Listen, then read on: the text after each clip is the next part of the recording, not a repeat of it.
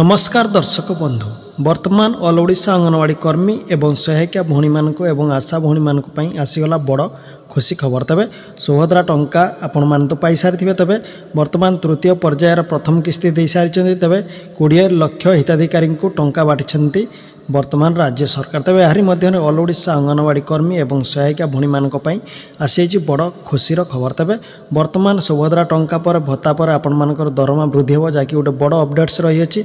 तबे दर्शक बंधु ऑल ओडिशा अंगनवाड़ी कर्मी एवं सहायिका भौणी मानक पई रही वीडियोटी को शेष पर्यंत देखो। वीडियो को लाइक कमेंट शेयर करूँ और चैनल को सब्सक्राइब करूँ।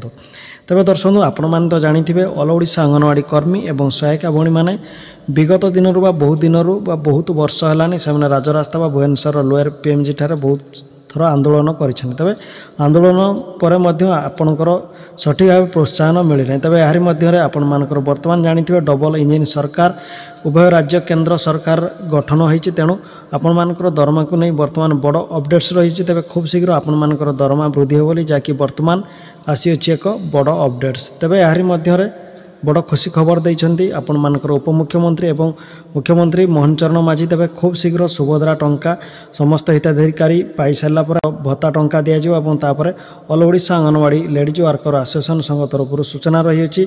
जदि दरमा वृद्धि न हो पुणी खूब शीघ्र आसंता मासर आंदोलन हो। तबे यारी भितर सरकार निश्चित आपण मानक दरमा व दाबी पूरण करेंगे जहाँकि वर्तमान बड़ घोषणा करछंती आपण मानकर मुख्यमंत्री मोहन चरण माझी। तबे खूब शीघ्र आपण मानकर जो निर्वाचन इस्ताहार रखी खूब शीघ्र आपण मानकर दरमा वृद्धि करेंगे सरकार जहाँ गोटे बड़ अपडेट्स रही है। तेज दर्शक एमती अपडेट्स पाइबा वीडियो को लाइक कमेंट शेयर करूँ और चैनल को सब्सक्राइब करूँ।